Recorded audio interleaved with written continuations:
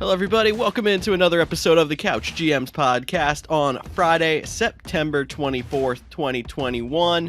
I'm your host, George Kurth. Unfortunately, Tyler Snyder could not be with us today, but it's okay because we got the man, the myth, the legend, Cody Roadcap. Cody, how you doing today? Hey, I'm doing great. Should be a well-informed episode. Maybe not too many hot takes without Snyder, but I'm looking forward to getting into this slate of Week 3 games. I'm sure you and I will have a debate or two throughout all these games, so we'll have a hot take in there. Don't you guys worry. But like Cody said, we're going to give you a full Week 3 fantasy outlook. And first, we're going to give you a look at some news and notes from around the league. So why don't we just jump right into that?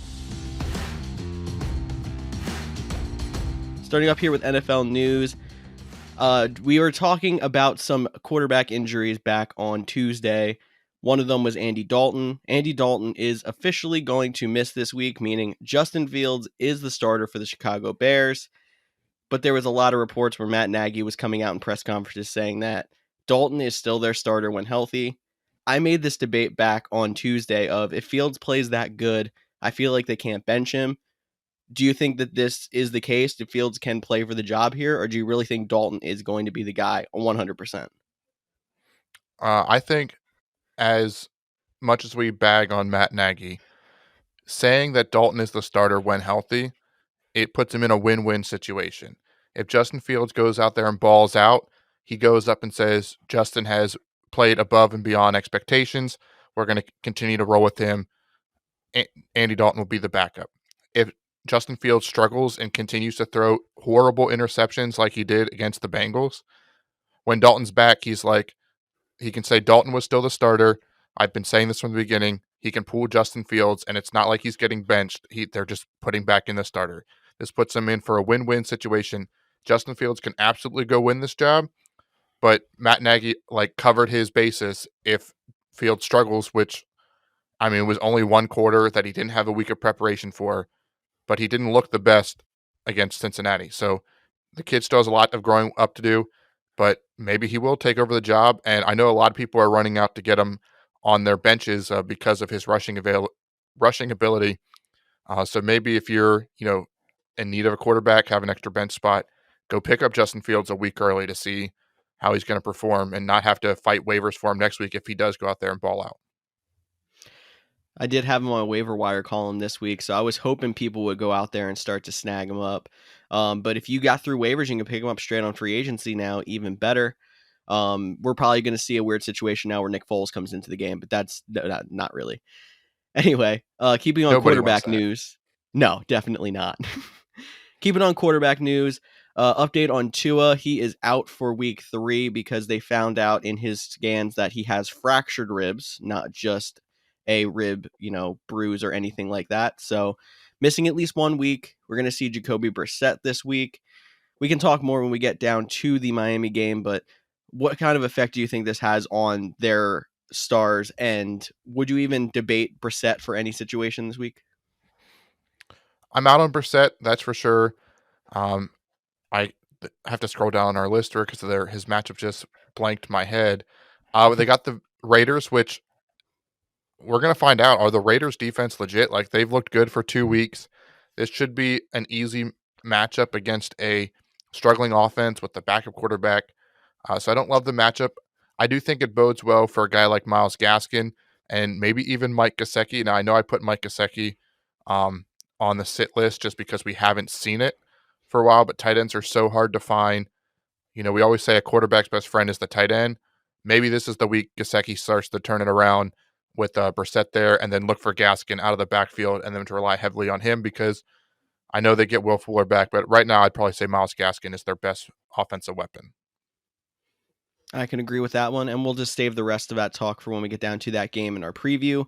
Moving on to wide receiver news. We talked earlier this week about Jarvis Landry missing 2 to 3 weeks. The Browns have officially put him on injured reserve. So that means he will miss about 3. It has a minimum of 3. I don't see it going past that.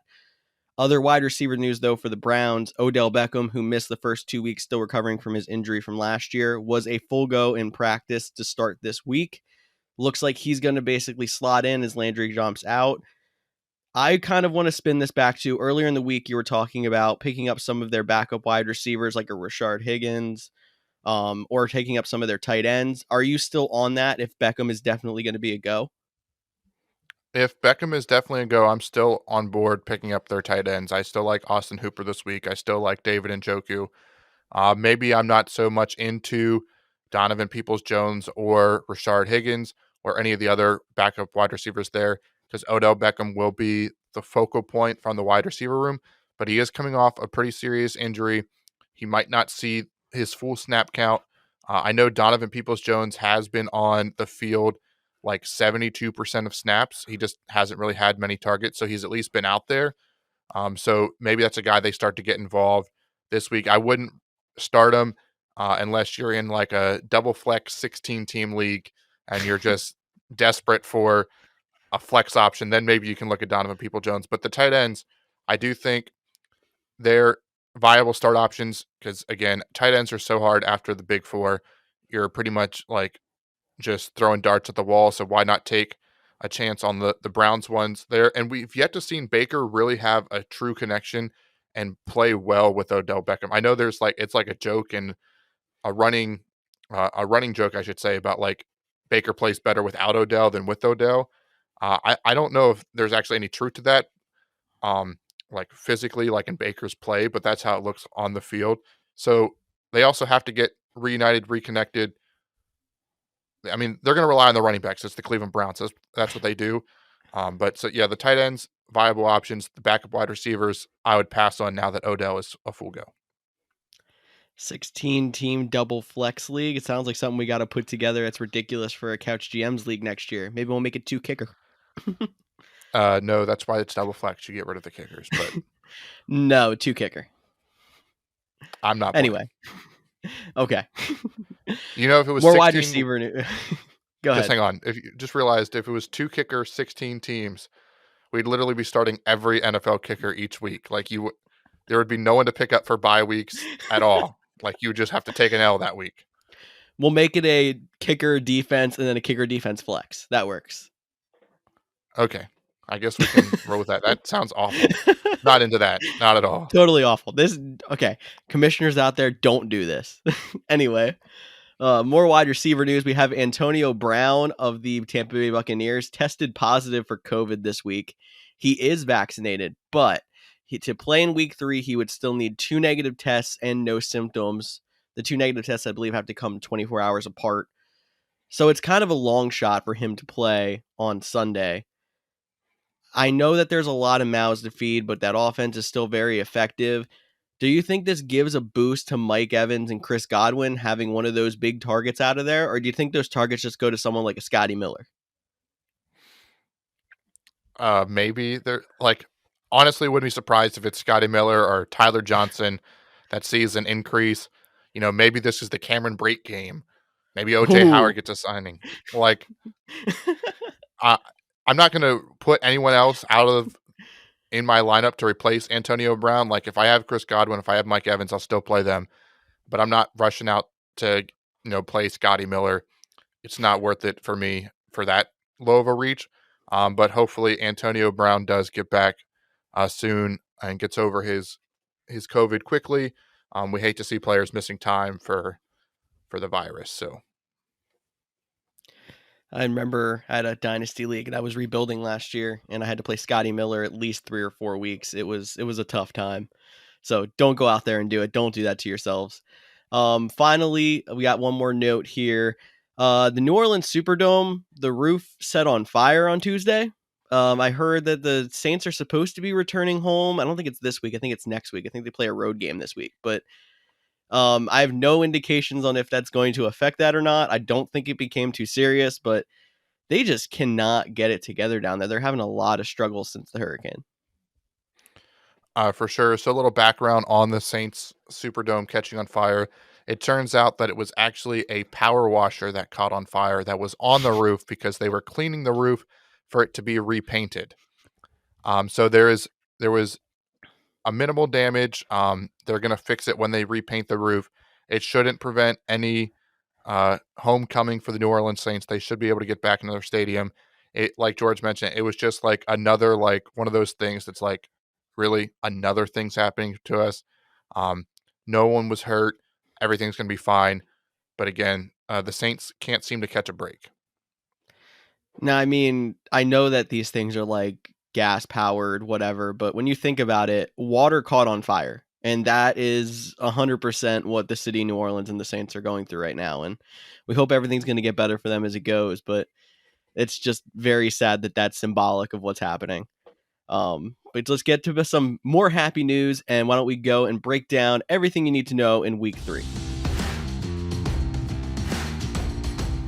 And our first game, starting with the 1 o'clocks on Sunday. We are recording this on Thursday before Thursday Night Football, but we recorded our preview of Thursday Night Football in our earlier in the week show. So we got Indianapolis Colts at the Tennessee Titans. Tyler's obviously not here to break down all of his Titans things, but why don't we start with the Colts here? Carson Wentz is dealing with 2 ankle sprains. He was not in practice on Thursday, but there's still indications he wants to try to play. It would either be Jacob Easton or Brett Hundley, if I understand, if he doesn't go. Does that affect your usage of any of the Colts weapons? I'm still going to probably play Jonathan Taylor. I still think he is quality enough to start. I'm not throwing Nyheim Hines into my flex with that option. I'm not playing Jack Doyle, even though tight ends are extremely hard to find. The big question would be the Michael Pittman or Zach Pascal. They're touchdown dependent. I know it's so tough for me because if you've watched the Titans games the last couple weeks, or I guess they've only been playing for 2 weeks, but if you even look back to last year, like they allow points. Like their defense, they're a big play defense. They're going to give up points. They're going to give up yards, but they're going to make a key sack on a third down. They're going to make an interception. That's how they play their defense. So there's points out there to be earned. Jacob Eason has 5 total passes in his career. They all happened last Sunday. Brett Hundley hasn't really played since some relief for Kyler Murray his rookie year when he was in Arizona. Hasn't started, I believe, since his time in Green Bay in 2017 when Aaron Rodgers was down with an injury. So, and Brett Hundley is actually on the practice squad. So it would be kind of interesting if Brett Hundley got the start being on the practice squad over a guy like Jacob Eason who's on the active roster. But that's what the reports of coming out of camp are, that Brett Hundley has every shot to start, and that's because he's a veteran. He knows what's going on. But from a fantasy outlook, I think Jonathan Taylor is the only guy I'm starting this week. And if for some reason you have 2 solid running backs ahead of him, maybe, you got him as your second running back and have a guy like Tyson Williams, which we'll talk about in a little bit. Maybe I would throw him in and even pull the Indianapolis Colts out, because with Eason or Hundley, I don't really trust that offense to move the ball, even though it should be a good matchup against the Tennessee Titans. And just a little bit more background on the Hundley situation. With the whole COVID protocol, teams can activate, I think it's 3 guys from their practice squad on, game day. So he doesn't even have to be called up from the practice squad to start at quarterback, which seems insane. But that's the way we work today in the NFL. The person that I wanted to spotlight a little bit was Nyheim Hines. If there's a backup quarterback in and we're not really liking their tight end situation, the safety valve is the pass catching running back. And I don't think he would be an awful option, considering I feel like they're probably going to play from behind. Tennessee can put up points as much as they give up points. Hines has had some very great games against Tennessee last year. He would be somebody I would think about as a flex if I needed, somebody to fill. He wouldn't be my first choice, but if you're a little weak because of injuries or whatnot, Hines is somebody that would fall into consideration for me. Yeah, I hear that he does lead the running back groups and targets. He does have 10 over the last 2 weeks, but they use Jonathan Taylor a lot. He has 8 targets over the last 2 weeks, so he's not far off behind. Tennessee's side of the ball, though, start Derrick Henry. I think that is about as obvious as you can get. Like, I heard someone on a podcast say, if you have Derrick Henry, don't even look at the first half of the football game. Like, he's going to have, 4 points, and you're going to be freaking out on, like, I can't believe they're containing Derrick Henry. And then by the end of it, he'll have 25 to 40 points. So if you have him, if you're on red zone, don't sweat about Derrick Henry. Hopefully we see a bounce back game from A.J. Brown, who suffered from 4 drops last week. I was hoping to have Snyder on the show too because Julio Jones caught a touchdown and then it was overturned. I know he was a little heated about that call. I know George and I both were like, I think we can kind of see why they made it. It did look like his heel had touched on the end line. If the toe and the heel are coming down, you got to give it the whole foot. But if the toe is just coming forward, like a toe should be a toe. Either it counts or it doesn't. That's my only If thought the on that. toe would have hit and then the foot came off the ground and then the heel and the toe hit, then it would have counted. But because it was all in one step, it was, I don't know. And there was a photo that came out after the game that was a better angle. It wasn't video, so they couldn't use it in review. That it did look like he was actually in. But from the one angle they had on the broadcast, it looked like he could have been out. Yeah, it was a weird because even like the Titans' social media was like tweeting out photos, and I'm sitting there looking at it like, to me, it looks like that back peg of his cleat is sitting in the white. Like I know it's like you hate to be nitpicky that like one cleat leg is out of bounds. Like it was a heck of a catch, but sometimes that's what happens. Now you could argue all day, was it conclusive? Should they have stayed with the call in the field? That was up for the refs and the officials, but at the end of the day, the Titans won last week, so it doesn't truly matter. They and a Julio maybe Jones fantasy owner still won his game, so I'm happy too. All right, perfect with that. So that's enough Titans talk, especially without Tyler here. So let's move on to the next matchup, the Atlanta Falcons at the New York Giants. And if you checked out the article on our start sit from this week, there was two guys in it, for both from the New York Giants. Daniel Jones, which I can't believe. Like, I mean, I've been saying all offseason, like, I think Daniel Jones could have a breakout year similar to Josh Allen. Maybe not quite to MVP level, but the guy is averaging 60 rushing yards a game. Unbelievable. Didn't see that coming at all. You know, their defense is okay, but it's not great, so they have to throw the ball a lot to keep it in. He's currently sitting at quarterback 4, and this week he gets the Atlanta Falcons.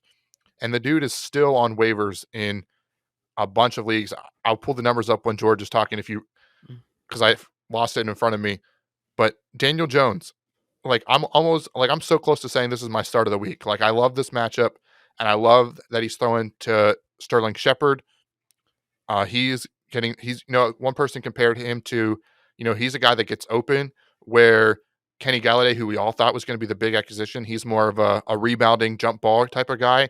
And those just aren't throws that Daniel Jones has excelled at yet. He needs to see the guy open, and Shepard has been able to make that happen for him. And they should be getting tight end Evan Ingram back this week. So a lot of good things for the New York Giants. I'll let you touch on the Giants, and I know there's a few guys on the Atlanta Falcons that you have been, I don't want to say fangirling about, but there's one in particular that you've been all over. So why don't you tell the listeners? Okay. Well, yeah, touching on the Giants, I definitely love Sterling Shepard as a play this week. I had Kenny Galladay in a couple of leagues, and I've been trying to start him, and it's over. I have to back off of Kenny Galladay for a bit until I start to see a better, consistency out of him. And I think it's exactly what you said with Daniel Jones is just not comfortable making those tight window throws yet, or just throwing a ball up to somebody. But Galladay is going to be a guy who makes those plays. I feel like he's got to learn when it's a one-on-one, when you can throw it up to him and just let him go make a play. That's going to come with his progression if he is going to progress more as a quarterback. I'll move on to the Falcons, like you said then. I like Calvin Ridley this week. I like a lot of their offensive weapons. Kyle Pitts as well. But I think you're talking about Cordarrelle Patterson. That's probably the guy you're talking about. Now let me say, I like... Sorry, go. I don't know if there's a league that we're in together that you didn't get Cordarrelle Patterson on waivers this week. So it's your new Tyler Lockett. It's been 1 week, and he's already calling Cordarrelle Patterson Tyler Lockett. You're right. I had him for 1 year. I have Tyler Lockett for 2. But I actually like Mike Davis this week. If you're in a situation where you drafted him fairly high and you need a running back 2 or a flex, I think he's going to get a good workload against a fairly rough defense. There's going to be a lot of points put up. He could get himself inside the 5-yard line touchdown too. But Cordarrelle Patterson's just been used so much over the field. He's also getting all the passing down work as a running back, or even split out in the slot a couple of times. They're just finding ways to put him on the field. And because of that volume, I definitely consider him. It depends on where you have him, what league platform you're using. Some places have him listed as a wide receiver. Some places have him listed as a running back. I know Yahoo's one that has him listed as both. If you're at need for whatever position or flex, he's somebody that has a great matchup this week that I would not mind putting into my lineup this week as well. Yeah, just look back to last week on how well the Washington football team was able to get J.D. McKissick involved out of the backfield. This should be a good matchup for Cordarrelle Patterson. And right before we move on, Daniel Jones is only rostered in 27% of NFL fantasy leagues. So a top 5 quarterback is available in just under 75% of leagues. Think about that. Kind of crazy. But you know what else is crazy? This matchup that we're going to talk about next. It's always a good one. I can't believe it's a 1 o'clock game. Like, this doesn't Right? seem fair to be a 1 o'clock game unless maybe CBS only has a 1 o'clock game this week, so they're still going to give it to Romo and Nance. But Los Angeles Chargers are at the Kansas City Chiefs. This is the game that Justin Herbert got to, broke out in last year when he was a surprise start. Both teams are coming off of heartbreaking losses in some fashion. We saw the 4th down call for the Ravens against the Chiefs. Cowboys beat the Chargers on a last-minute field goal. Division rival. Fantasy aside, this is probably the game I'm looking forward to the most on Sunday, even over the Packers game, because we'll talk about that later. I'm not feeling the Packers this week, but I'm really interested in watching these two offenses go at it. Last week, Justin Herbert was called back, had 84 passing yards and a touchdown called back based on penalties. Would have shot him up the quarterback rankings. I think it's safe to start with him. That's going to be a high-flying offense. The Chiefs have still struggled to stop people on defense, and they still give up a little bit of pressure. So your main guys, your Tyreek Hills, your Travis Kelce's, your Keenan Allens, they're all being started. But Mike Williams, this dude has been a monster in targets. He's a top 10 wide receiver right now. Yes, you took it right out of my mouth. The top 10 wide receiver. He has 22 targets. I had to make sure that was right. 22 targets for Mike Williams through 2 weeks. That's over 10 targets a game. This dude I feel was like the only drafted person that probably has more targets than him is Darren Waller. We should find out. I'll again, but yeah. So get Mike Williams in your lineups. That's all we're gonna say. Get Mike Williams in your lineups. Outside of that, if you desperately need a tight end, I like Jared Cook this week as well. I'm not stretching to like go throw Mecole Hardman in my lineup. I think it's gonna be a high scoring game, but I'm not running out there to force a flex option in. But your main guys and then Mike Williams and Jared Cook are guys I definitely like this week. All right, I'm going to start off by trying to calm down Justin Herbert owners. And second, I have a question for you then, Cody, but I'll start with Herbert. So everybody was a little bit concerned about how Herbert did not put up points against the Cowboys defense last week. And he just didn't look great. Honestly, the Chargers offense actually looked fantastic. They put up more than 500 yards of total offense. The problem is Herbert threw 2 red zone interceptions and had all of those yards and a touchdown called back by penalty. So everyone that's worried about Herbert having a rough start when you drafted him as probably like the 6th or 7th quarterback off the board, he's going to be okay. Even though he did struggle in a bad matchup, it's going to happen. He's still progressing. Second, there's a running back also that was drafted fairly early that's struggling for a lot of teams. And I wanted to see your take on Clyde Edwards-Helaire. And I have a question actually for myself that I wanted to see what you answered. I have Clyde Edwards-Helaire in this game, and I have Tyson Williams against the Lions this week. Who would you put in, knowing that the Chiefs are probably going to put up a lot of points this week, but Tyson Williams is kind of bursting onto the scene? Oh, I'm putting in Tyson Williams. Wait, are you playing me? Is this a question against me? Because then it's Clyde Edwards-Helaire. Okay. No, but seriously, Tyson Williams. You know what? I think we hit enough on the Chiefs. We can skip ahead to the Baltimore Ravens and the Detroit Lions game. Talk about that a little bit. Tyson Williams is one of 4 running backs to have over 90 scrimmage yards in both games so far. The other 3, Christian McCaffrey, I want to say it was Derrick Henry, and Dalvin Cook. Wow. First round running back.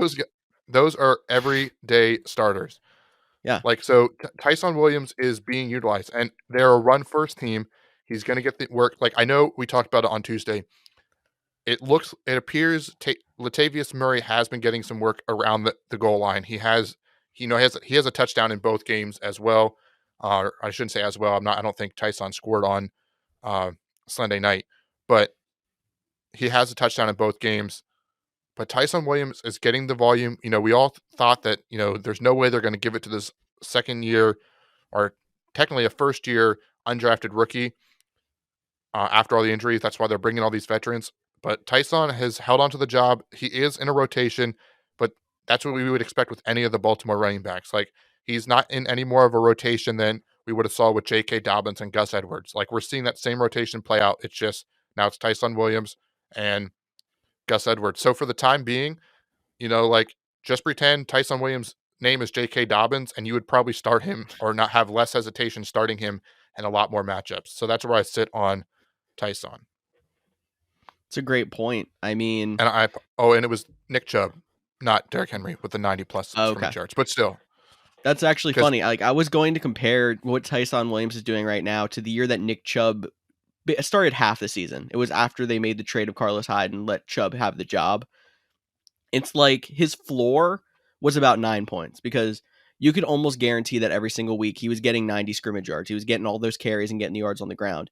And it was just the question of if he was going to get in the end zone. The difference is Chubb was getting goal line carries at that point.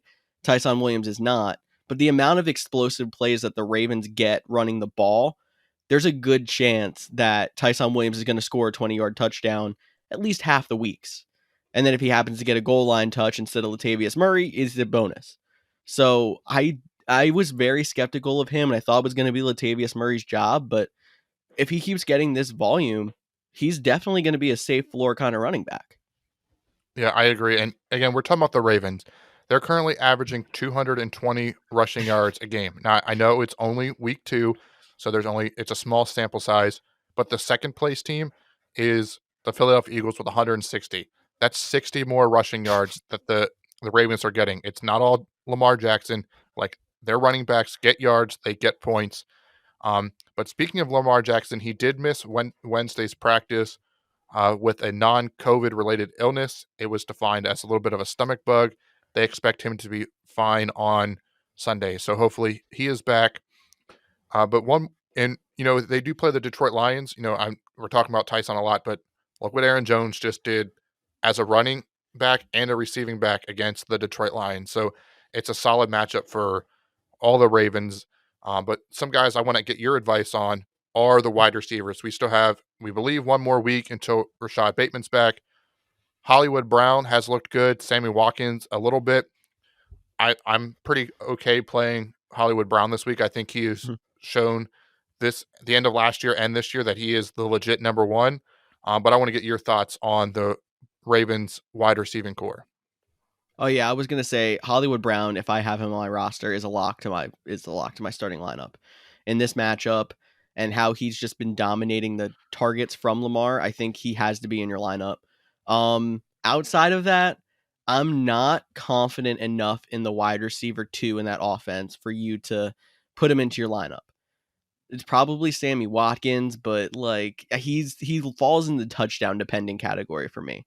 If you're desperate, he could be somebody you just hope gets a touchdown, but I think there's other options I would rather have off of free agency. The other person I think would have to be Mark Andrews if we're talking tight ends. He's probably in your lineup most weeks because of where you drafted him, and this is a good spot that you definitely don't bench him this week. Just wanted to mention that because everyone's always worried about tight ends, but I think the only lock is Hollywood Brown to me. Alrighty, you said lock, you'd put him in your lineup. Now, what if somebody went zero running back strategy and, Oh no. And has, Devontae Adams, Tyreek Hill, and Keenan Allen? Is he still a lock then? No. Okay. I mean, because Keenan Allen's probably your wide receiver 3 there, and he's also going to be in a shootout, and he's safer. Not saying that I don't think Marquise Brown is safe this week. Keenan Allen's safer. Gotcha. All right. So I just wanted to get your lock meter, how high you were on Hollywood Brown. But let's pivot to the Detroit Lions. I know last week there didn't look great for them outside of TJ Hawkinson. He looked dominant. TJ Hawkinson would be a guy, I'm going to go on a little tangent, that I'd be trying to trade for. Like, I mentioned it on the sell on Tuesday's show, like, I'm okay right now, and maybe this is super overreaction, but go offer George Kittle for TJ Hawkinson. You might be able to get TJ Hawkinson and a player for George Kittle on his name alone, but Hawkinson is like the guy. He has a decent amount of targets. He's the only guy on that offense from a receiving point that I trust. I like DeAndre Swift still. He had a little bit of separation from Jamal Williams in week 2. They still had a very balanced load, but Swift is getting a lot of passing targets, which is why I prefer him over Jamal Williams going forward. Tyler's going to tell you why you should play Jared Goff. For me, I'm not playing Jared Goff against Not the in this Ravens. matchup, no. But Tyler would probably say you would. So if he's out there, he's at work right now. That's why he couldn't be here. Just so you guys know, but he's probably yelling from behind the counter, start Jared Goff. So make sure you reach out to him and say, I started Jared Goff, even though you weren't there, because he'll appreciate that. But is there any other guys on the Detroit Lions that you're outside of Hawkinson and Swift that you're comfortable starting? I don't think I would be comfortable starting him this week, but a guy who I'm adding in some leagues, and I think I've added in a couple of leagues with you too, is Quintez Cephas. He has looked like he is dominating as a wide receiver one in that offense now. That's not a passing game that's going to be effective every single week, although you could also say that they might be effective this week because they might fall behind so bad. But I don't trust it against the tight Ravens secondary. But he's somebody you should add, and if he has a bad week, don't freak out and drop him. He's somebody who could start for your team in the future. Yeah, that's not a bad point. We're looking right now in standard scoring formats. He's tied with Julio Jones and Jalen Waddle for where he. I mean, it's wide receiver 41, so it's not great, but at least it shows you that he is getting like there is some receivers that it's taking a little bit longer. He's had some big He's plays. a borderline flex. Yeah, borderline flex. I definitely agree with that. I'd probably shy away this week because I think as the number one, he'll see a lot of Marlon Humphrey, who I'm a big fan of, and think that he could probably shut down Quintez Cephas. And this Lions team, like I think there are a few. I feel like we say this every year. They're a year or two away. But I really like the coaching staff they have in place, what they're doing. I think they can get there.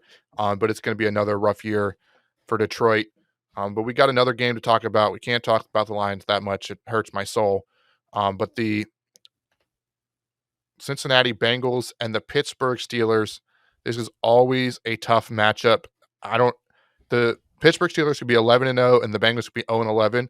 But when these two teams play together, throw the records out. Like, it does not matter. These teams always fight hard. It normally goes down to the wire.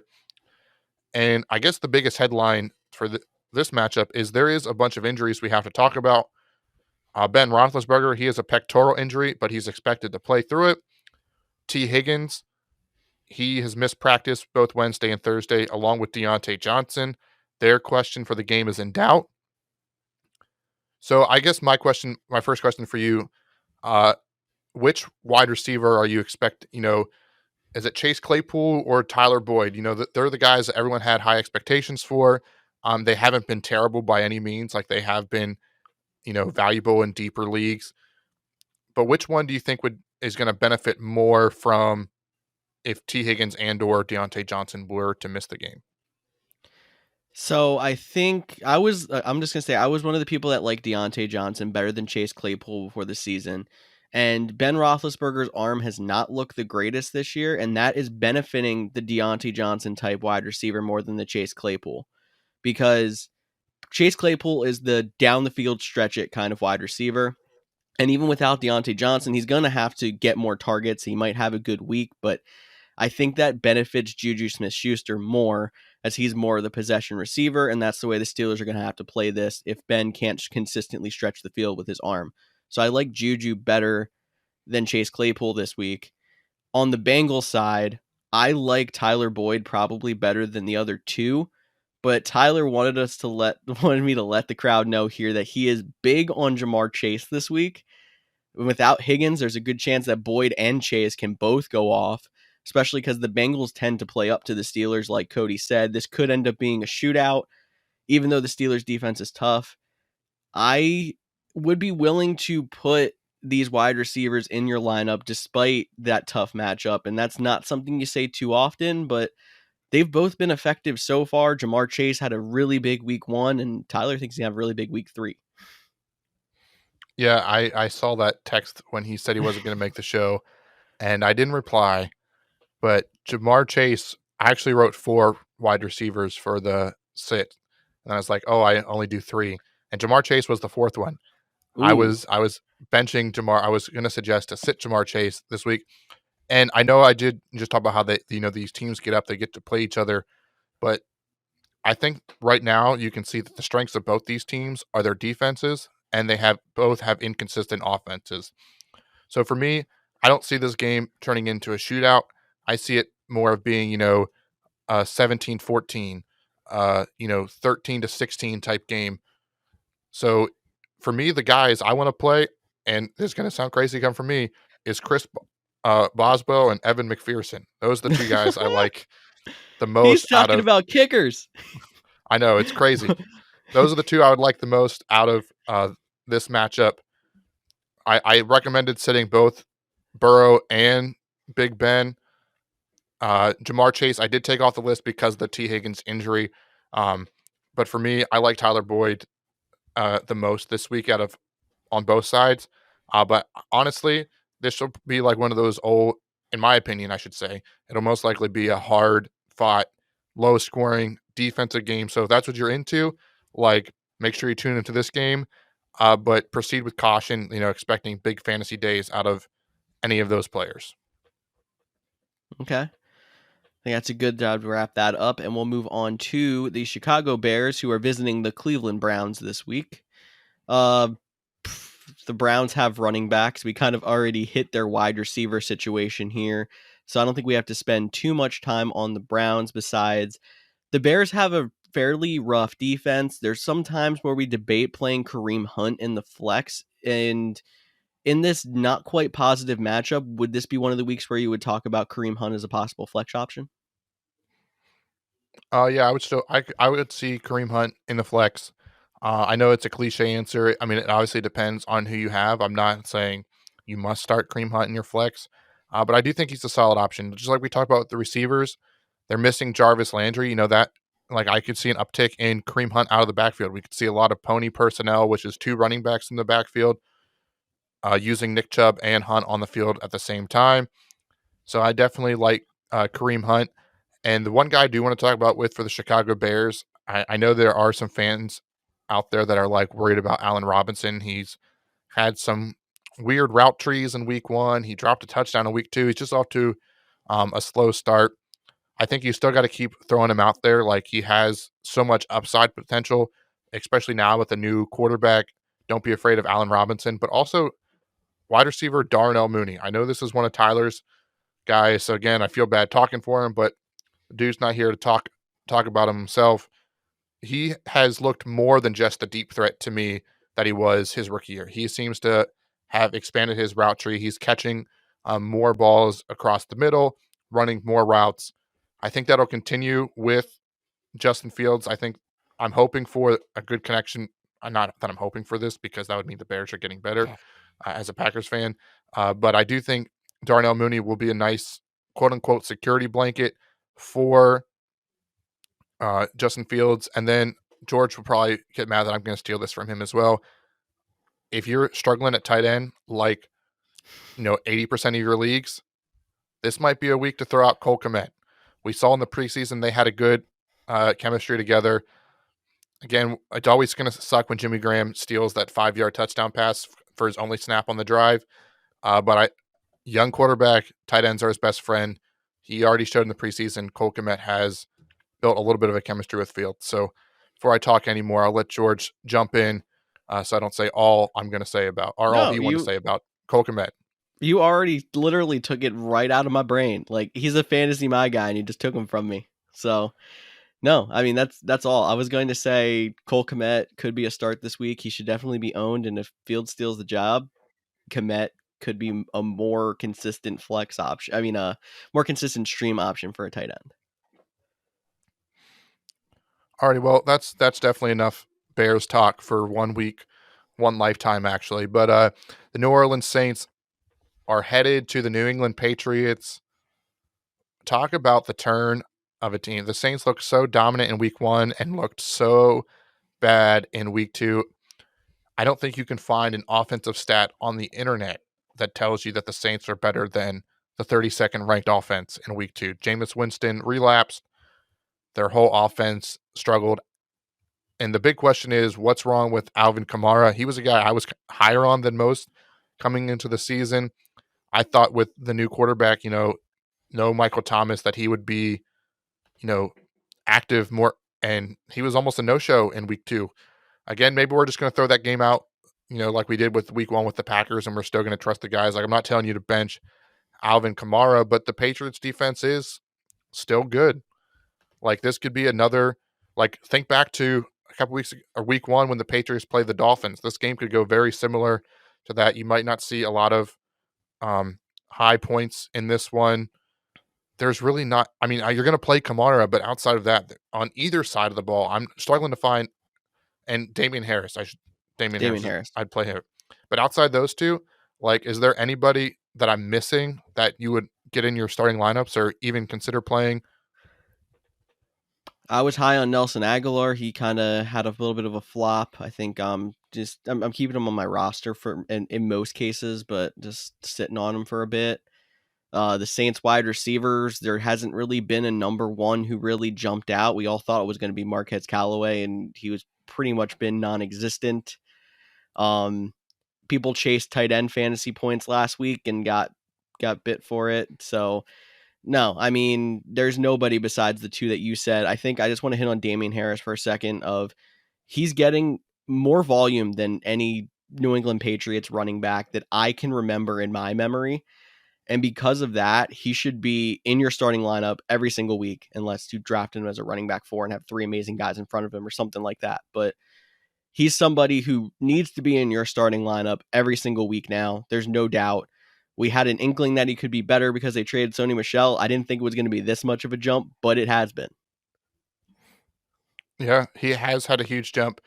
But you talking about Damian Harris did remind me, one guy I am also going to throw out there as a potential flex option this week, and honestly could push his way into week 2 or a running back 2 status, and that is James White.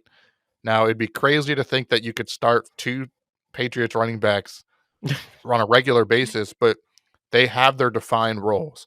There's a new quarterback, but it's the same James White. He is the pass-catching guy. He has 13 targets through the first 2 weeks. I think that is good for third most among running backs. Yeah, that's third most. He's only behind DeAndre Swift and Christian McCaffrey in running back targets. So, especially if you're in a half point or a full point PPR, I would look to add James White to my lineup as a flex case, just because 13 12 receptions on 13 targets. He's getting volume, and in those formats, that's important. And maybe he'll find the end zone this week. Maybe he won't. But if he still pulls in 6 catches for 50 plus yards, that's a solid fantasy week. Definitely agree there. But I think that gives us a chance to move on here to the Arizona Cardinals, who are visiting the Jacksonville Jaguars this week. Everyone who drafted Trevor Lawrence in Dynasty is not feeling too great right now, but you have to calm down. He's still young. He's still got all that talent. He's going to be okay. I think the big thing that I want to hit on for this game, and I'm kind of sad Tyler's not here too, because he's been such a big advocate for DJ Chark. I am ready to call Marvin Jones the number 1 receiver in that offense and the guy who I am most comfortable starting. He's all reliable. He's getting the targets because he's the one that the rookie quarterback wants to go to. He knows what he's doing. And he's honestly scoring more points than some receivers who I'm comfortable starting on a weekly basis. So I don't know if you have anything to hit there. I don't think DJ Chark's been quite as impressive as Marvin Jones, in my opinion. No, he's just catching the ball. Yeah. Marvin Jones, DJ Chark has 16 targets on the season. You'd think that's good, but he only has 4 catches. So something is definitely off between him and Trevor Lawrence. But like you mentioned, Marvin Jones is the go-to guy at this point. I feel confident starting him. He has 20 targets on the season. He's being looked at more. The team's going to be down a lot. I think, the Arizona Cardinals are going to put up points. That's why I'm not a fan of playing James Robinson this week. There you I go. think it'll be similar. I think he'll be out of the equation. It'll be closer to week 1 when he had under 10 touches in the game. For me, I'm starting Marvin Jones. I'm still a fan of DJ Chark. Hopefully that connection with Trevor Lawrence can bounce back. I still think he's a talented receiver. Like you mentioned, if it's dynasty, don't sweat. I don't think anyone expected Trevor Lawrence to be that great this year on a pretty bad Jacksonville team. But pivoting to the Arizona Cardinals, we're starting Hopkins. The waiver wonder boy this week was Rondale Moore. Is he an automatic into your lineup? Or are you still rolling the dice with Christian Kirk? What are your thoughts on the running back 2 through 4 there in Arizona? How would you rank them going into this matchup? Now, I think that Rondale Moore has surpassed Christian Kirk sooner than I expected. I don't think Kirk's going to completely disappear, but if you're telling me, would you rather start Rondale Moore or Christian Kirk, like if you end up with both, I would probably say Rondale Moore. He has the better chance of breaking that long touchdown. He could have 2 catches and have a good fantasy week. He's one of those players, but at the same time, he's receiving, I think it was 8 targets in week 1 and 7 in week 2, which is a lot more than I expected. And he's still getting more snaps as he goes here. He only had, I think it was 20 snaps in week 1 and had 8 targets. They're shown they want to get him involved, and the more he gets on the field, as he gets more comfortable with the playbook, you could see that target number jump up to like 10 to 12. He could end up getting around DeAndre Hopkins targets. Not saying he's going to be as good, but with him being the big play threat, he only needs 3 catches a game and a touchdown to have a good week. I don't know if I would be comfortable starting him as a lock right away. I think there's a lot of guys who are safer floors that I would still want to play, but if you're a wide receiver needy team, if you have some struggling, if you drafted someone like a Brandon Ayuk who's still waiting to come back out and you need someone now, Rondale Moore is not a bad option just because of his big play boom ability. Yeah, I would say Ayuk's a good example. If you just lost Jarvis Landry, I That have no too. confidence throwing Rondale Moore out there. He actually has 13 targets on the season, one more than DeAndre Hopkins. So they are definitely getting him involved. And there was even a rumor. Again, I didn't fact check this, but apparently Kyler Murray, like sent college clips to the GM and the scouting department. Like, hey, I really like this guy on Rondale Moore. Again, that's just a rumor that I saw on Twitter. I didn't fact check it. So maybe I'm doing the same thing and just spreading a rumor. But that was a fun thing I saw. So he definitely seemed to like the guy, and they have a good connection. Our last 1:00 game, though, is the Washington football team at the Buffalo Bills. Again, Taylor Heineke, not Tyler, Taylor Heineke is starting at quarterback. I think we saw last week that you can roll out Terry McLaurin. The dude's a beast. Logan Thomas, you're probably going to start him because you probably don't have many better options out there on waiver wires. You're hoping that he gets a touchdown, but he is involved enough that he can get you more than 2 points, hopefully. My question is, everyone drafted Antonio Gibson, in round 2, because there was those, especially late in draft season, like, oh, this is the next Christian McCaffrey. And again, why we have to compare players to other players is beyond me. Like, just let these players be themselves. But J.D. McKissick, I'm not saying you need to start J.D. McKissick, but he is definitely stealing a lot of pass catching options. He is definitely the third down back. He is definitely the 2-minute drill running back. So just something to keep in mind. Maybe temper your expectations with Antonio Gibson. He's still in your starting lineup, even though it is, a tougher matchup against the Buffalo Bills. But they'll probably have to score points, and if they're going to score points, they're going to have to use Antonio Gibson. But George, I'll let you talk about the Buffalo Bills because if I remember correctly, they were your Super Bowl pick for a second year in a row. They were, and they are not exactly starting off how all of us expected. I know there's a lot of worried Josh Allen owners out there. They're going to be okay, but this is a tough matchup again. The only thing that would help is I feel like there was a lot more emphasis on the ground game last week, which, of course, after we said the Bills aren't going to run the ball, they're just going to throw the ball and throw short passes to make up for their run game. Then they decide to run the ball. Devin Singletary owners saw Zach Moss come back in and score 2 touchdowns. Don't overreact on Zach Moss because most of his fantasy points came from 2 touchdowns, but it is alarming to say, well, maybe there's not a fantasy viable option in that backfield because of the amount of volume they give that backfield, and 2 people splitting evenly is not good. We'll see if one of them can separate themselves. I don't know if Devin Singletary can because I feel like he's had all the opportunities to do so and hasn't cashed in on it yet. Zach Moss has a better shot, but Zach Moss hasn't cashed in on any opportunities yet either. So I'm avoiding running backs there for Buffalo, but I'll probably keep them both rostered as in case anything happens. Wide receivers, you definitely are starting Stephon Diggs, but after that, there's always the possibility of having a big Cole Beasley week or having a big, I am totally blanking on a name right now. Gabriel Davis, Emmanuel Sanders. Gabriel Davis. Emmanuel Sanders has also been involved. And if they're going to throw the ball 40, 45 times a game, there's a good chance you could have 2 to 3 fantasy viable wide receivers. But the only safe option, Stephon Diggs. If you had to give me who do you think the number 2 is going to be this week, I'm going to stick with Cole Beasley because I feel like this check down-ish kind of safe receiver against a tough defense is your best bet. And I think Josh Allen's going to have an okay game, so don't worry about rolling him out this week despite the tough matchup. He's probably somebody you're going to start most weeks until he has enough bad matchups that we decide to say no.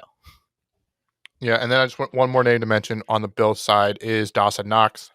Yes. He is another viable option if you are in the streaming tight end category, like majority of us are. Next matchups, we're going to hit the 4 o'clock games. New York Jets at the Denver Broncos. I like Melvin Gordon this week. Cortland Sutton said, hey, don't forget about me. He balled out in week 2. Yeah, no fear starting him. I'd avoid the guys who told you to pick up last week and Tim Patrick and KJ Hamler. Noah Fant, if you were lucky enough to get Noah Fant, congratulations. You now have a tight end that you can rely on most weeks. The Jets, yep, there's no one. I can't even think of anyone that I would start on the Jets You at wouldn't this even time. consider Corey Davis? No, not this week. Okay. He's out. I dropped him in our one fantasy league, even though he had 2 touchdowns in week 1. They're just so inconsistent. It's not worth in my head to try to figure out which week they're not going to look like complete garbage and just look And no offense to the Jets fans. And for whoever did that TikTok video that went viral of the kid breaking down the Jets, like the epitome of the Jets in one play, fantastic work.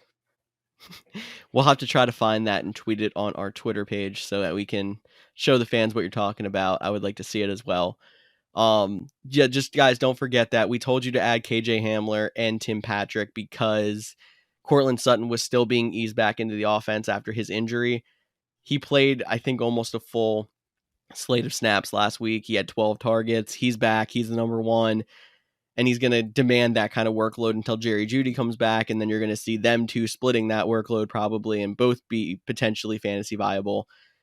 Don't worry about Patrick. Don't worry about Hamler. If you have Cortland Sutton, he's safe to put back in your lineup. Well, absolutely. So let's move on to the Dolphins and the Denver Broncos.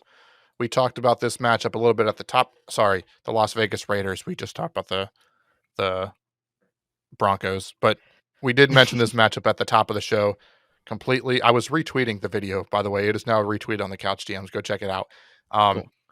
But the Dolphins, Raiders, Josh Jacobs, again, still doesn't practice. We talked about on the waiver show. It looks like if he's out, Peyton Barber is the lead running back, and the guy they actually paid in Kenyon Drake is still going to just keep rolling with his role. It's not a great matchup for running backs. Derek Carr, to me, Derek Carr is off to a hot start. You go out there and do it again. I know you did it to Pittsburgh, but you go out there and do it again against Miami, 2 solid defenses 2 weeks in a row. I'll start becoming a Derek Carr believer. I do like Myles Gaskin this week, but that's pretty much it for the Miami offense, just because I don't know what to expect out of Jacoby Brissett. I was going to say, if you are in a situation where you're desperate at wide receiver, like we were talking about before, where you might want to start a Rondale Moore, but maybe a Rondale Moore was taken, you may consider Will Fuller. He was not drafted in a lot of leagues. You know he's got the big playability, but I would like it a lot more if it was Tua. Because it's Jacoby Brissett, I'm staying away for the most part, but you never know. If you're in a very desperate situation, you could do worse because you can hope he gets a 60-yard touchdown. Very possible. Brissett's been around. He's going to take a risk or two, but he's normally trying to be a game manager type quarterback, and he's not as talented as someone like a Tua. Yeah, I'm with you there. And then obviously, I don't need to state the obvious, but I'm going to anyway. Start Darren Waller. I know he had under 10 points last week, but yeah, still start Darren. That's the tight end position. I mean, he's not going to get 19 targets a week, even though Gruden wants him to. Yeah, so definitely start Darren Waller. Our next matchup is the Seattle Seahawks at the Minnesota Vikings. And a little bit of news that's gone kind of under the radar. Dalvin Cook is yet to practice this week as well. So maybe, after you're done listening to the show, or maybe just pause the show, head over to your fantasy app and just take a gander if Alexander Mattinson is available. I know in our league of record, he's still sitting there available, and I just can't find the guy I want to drop to pick him up. But if Dalvin Cook for some reason doesn't play, pick him up now and then cut him on Sunday if Dalvin Cook's activated. You could definitely do that. That's probably the smart way of playing fantasy. Or if you own Dalvin Cook, you should have him as your handcuff. Yeah, that's true too. Or go pick him up and then try to trade him to the Dalvin Cook owner. There you go. Don't shield Alexander Mattison. Okay. I'm doing that right after we're done recording. I was going to say, let me go and ramble on about somebody while Cody goes to add Alexander Mattison for us a trade. I can talk about the Seahawks for a second here. I kind of touched on the Tyler Lockett, DK Metcalf scenario when we were talking about them on the waiver show. I feel like there's definitely going to have to be a time where Tyler Lockett finally busts, but I think he's safe to keep in your lineup every week. And if he happens to hurt you this week, I'm sorry, it's going to happen. There's no predicting if it's going to be a DK or a Lockett week, but I would like to think that both of them will be slightly more consistent than last year. And DK has got to wake up eventually. And the Vikings defense is porous. This is probably going to be a high scoring game because the Seahawks defense is better, but not fantastic either. So I could see a lot of fantasy points coming out of this game. I just don't know which Seahawks wide receiver is going to be the 20-point receiver and which one's going to be the 10-point receiver. Yeah, I think they both could have potential to. So they would both be in my lineups. You have to start them both. Mm-hmm. Vikings wise, Justin Jefferson and Adam Thielen were starting. What about KJ Osborne? I know I wasn't a huge fan of him. I didn't get him on any waivers that I can think of. I'm pretty sure I didn't. Well, that's when you play too many fantasy leagues when you can't remember who all you picked up. I'd advise not doing that. That's a terrible strategy. But yeah, KJ Osborne, I wouldn't play. George, unless you would play him, let's move on to the next matchup. Yeah, no, I find him similar to a Van Jefferson. There may be a week or two where he booms. I don't see this sustaining. I think that was more of Tyler's guy. I wish he was here to back him up a little bit. But we're both not in on KJ Osborne this week at least, so we can move on, like you said, to the Tampa Bay Buccaneers at the Los Angeles Rams.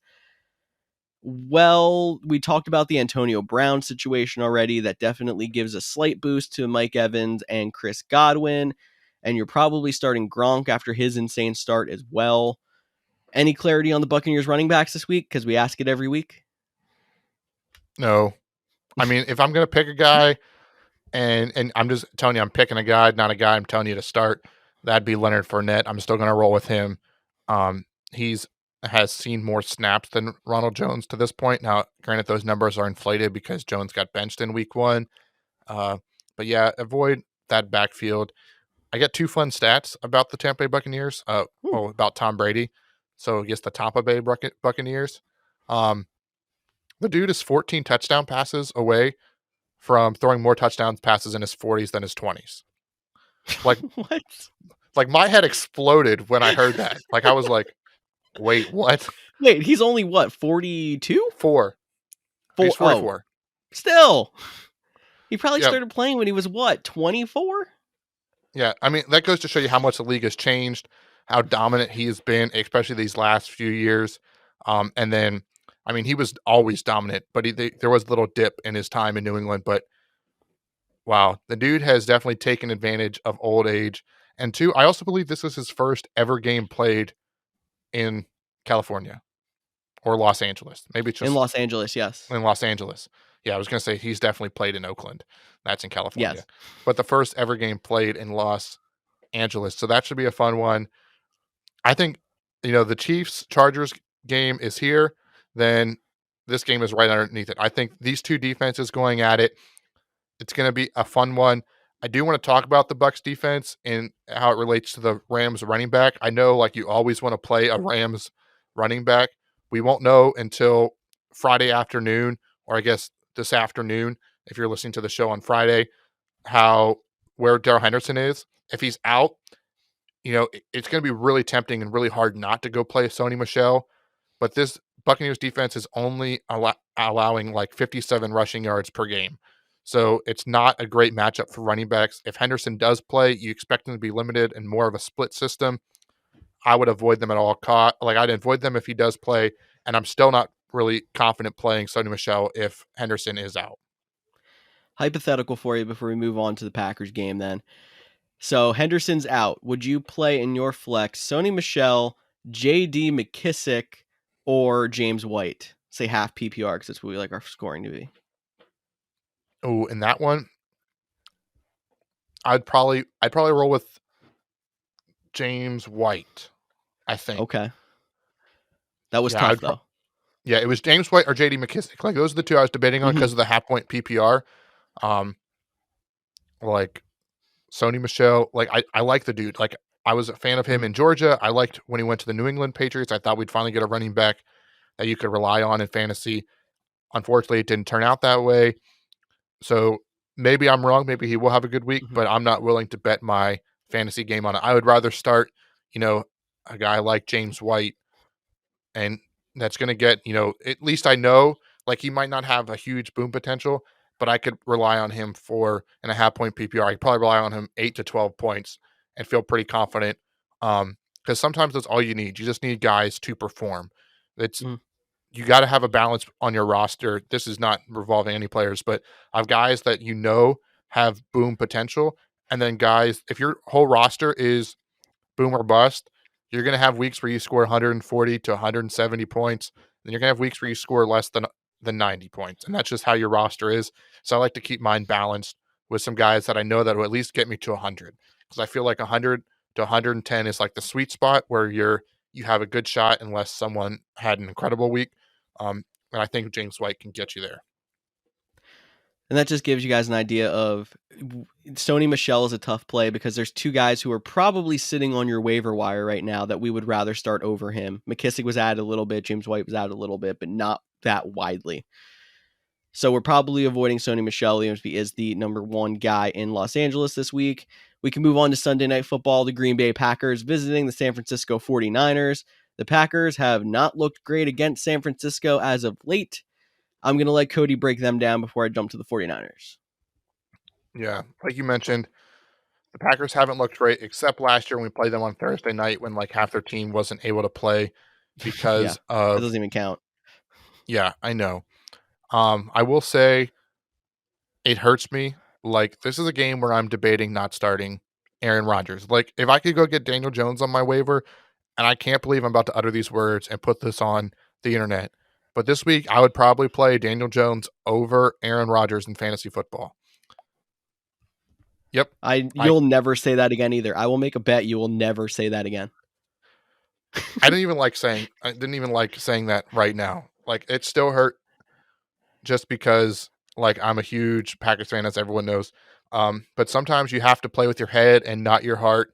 The Packers are most likely going to miss our left tackle, Elton Jenkins, which means we're probably going to get to move our right tackle to left tackle, play Dennis Kelly. George remembers Dennis Kelly at right tackle. And then we have two rookies and a second-year 6th-round pick on the offensive line against that daunting front four of San Francisco.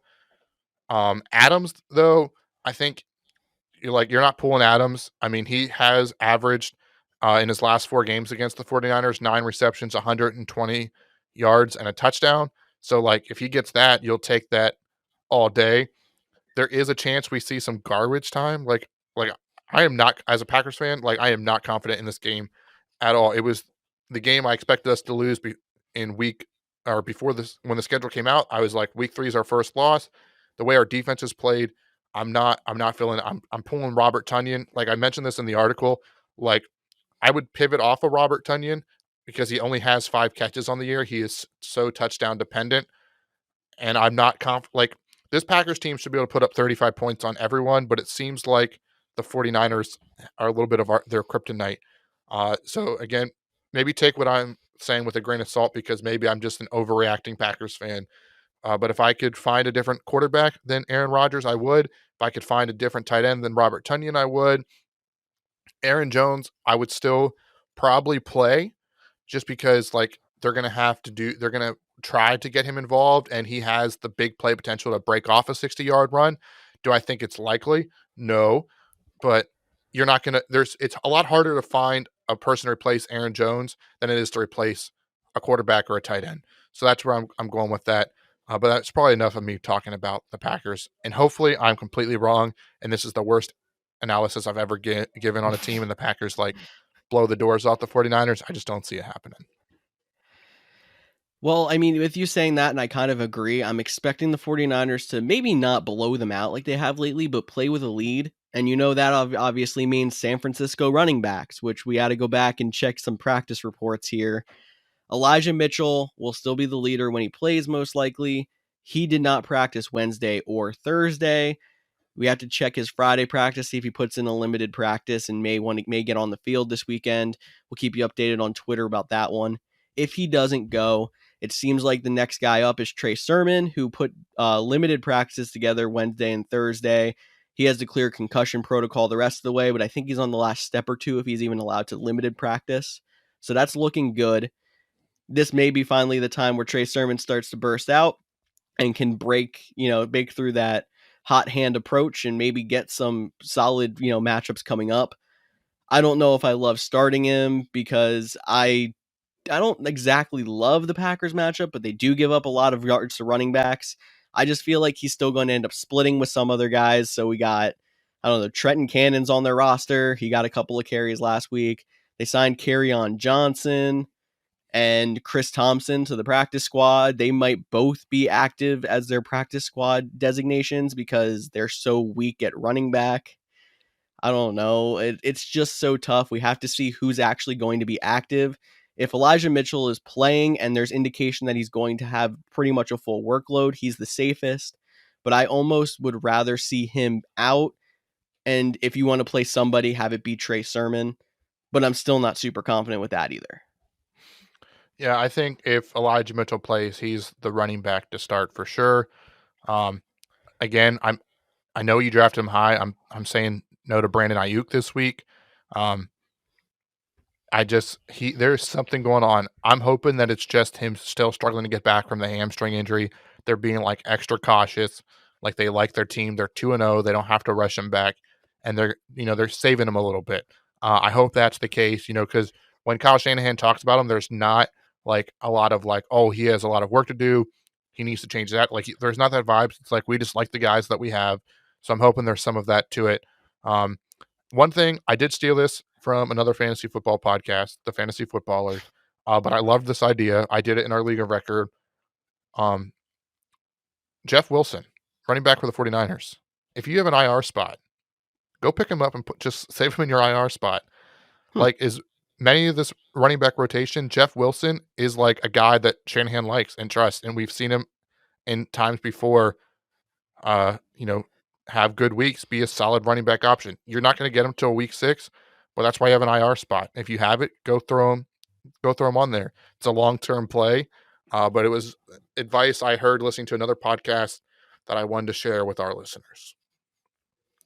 I'll go ahead and touch on Ayuk a little bit before we move on. That's great advice on Jeff Wilson, though. He's been successful in the past. The thing that concerns me the most with Ayuk is, he only had 30% of the snaps in week 1. It was raised to 54% in week 2. He's starting to work back, and we don't know if it's the coaching staff limiting him because of any kind of attitude issues or the injury, but it didn't make a difference. He had 2 targets in week 2. He had 1 target in week 1. It's not really... You're not going to get any kind of fantasy value out of 2 targets unless you happen to get lucky and get that touchdown.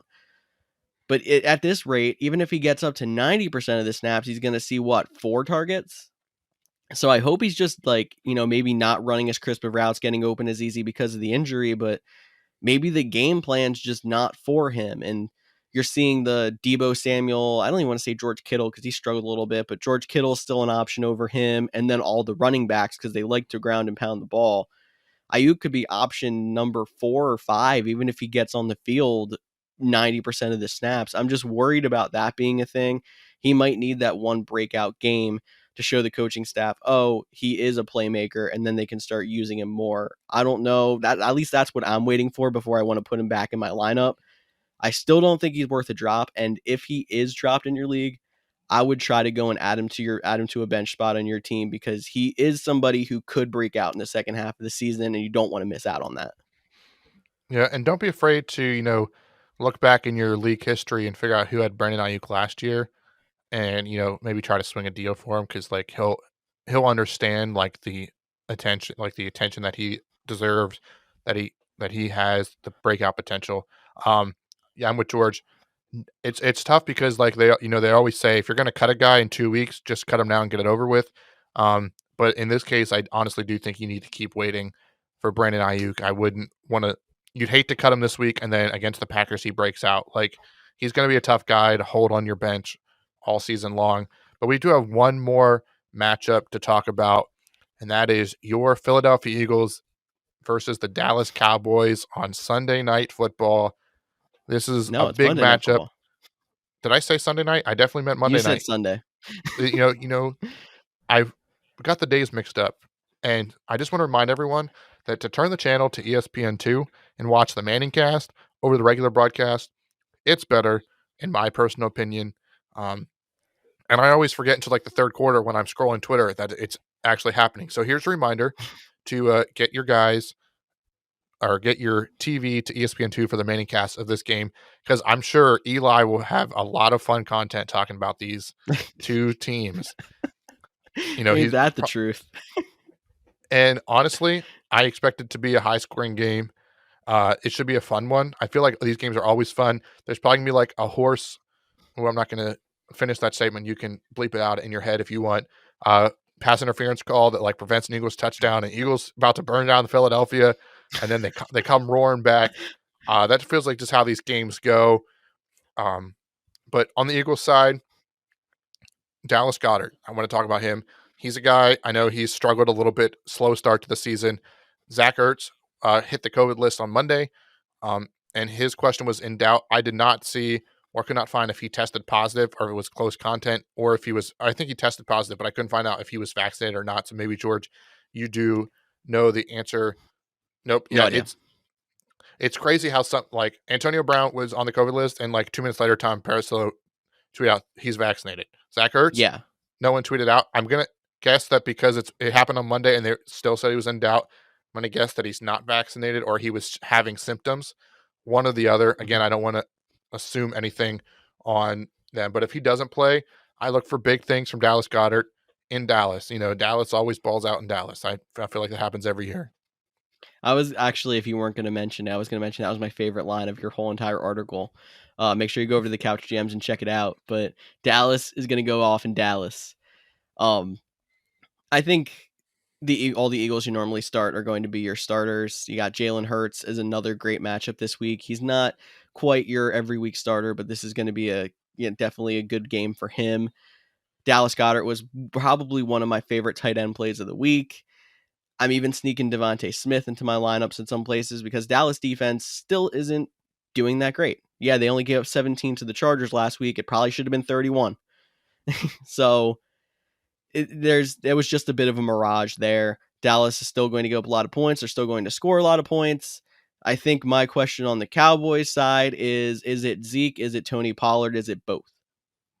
Zeke actually tends to struggle against Philly. Okay, well, I know I would probably say I was gonna say both. Now you have me second guessing because I mean Fletcher Cox is Fletcher Cox and Jonathan Hargrave has looked incredible these first 2 weeks. But I would still play both. Okay. Honestly, I think I feel better about Tony Pollard That's in what I'm thinking. Like Tony this Pollard's the matchup. outside the tackles runner. Tony Pollard's the guy's going to get more passing work. Zeke's going to get a little, but Pollard's going to get more. Between the tackles work is tough for running backs against the Eagles defense. That's the one thing that they're really good at. Yeah, I know there's a lot of, talk after Tony Pollard's big game about Zeke being overpaid for his usage, like, people criticizing Zeke. I wouldn't rule him out yet. I'd probably still play him. Like, the dude's probably going to find the end zone, save your fantasy day. He might not have a boatload of yards, or maybe he does. Maybe he just comes out and like reminds people that, hey, I am still a top running back in this league. I don't care what you say. Like, this is still a very good offensive line. It's a high powered offense. Uh, like George mentioned, it should be a lot of points. I'd roll with both. Uh, hopefully you have Tony Pollard if you were like our league of record and Tony Pollard was available, and how he still fell to like the number 6 person in waivers blows my mind. I just know I was not there, and I was like, I couldn't have lost week 1 and still had Tony Pollard back. How I missed that he was available after week 1. I think actually someone cut him midweek. I But believe so. that's our fantasy debate for another day. George, do you have anything else to say about your Eagles? Are you going to like guarantee a win for us? Can't guarantee a win. I think the Eagles are still going to be an up and down team, but it's Dallas week. So I'm still pumped, and hashtag beat Dallas. That's all I got to say. Alrighty, well, it's been a long episode. It didn't feel like it when recording it, but I just looked at the time, so we got to get going. But as always, thanks again for listening to this edition of the Couch GMs podcast. And as Tyler would say every week, this show is more fun for us and more fun for you when you get involved. So make sure you find us on all our social media channels at the Couch GMs, and you're checking out thecouchgms.com. Definitely check out thecouchgms.com for all the extra content that we are posting. We had power rankings this week. We had start, sits, and waivers. That's going to continue every single week. So outside of the podcast, you can get even more out of this show by checking out thecouchgms.com. Thank you all again for listening to this episode of the Couch GMs. For Cody Roadcap, I'm George Kurth, and we'll see you next week. Boom.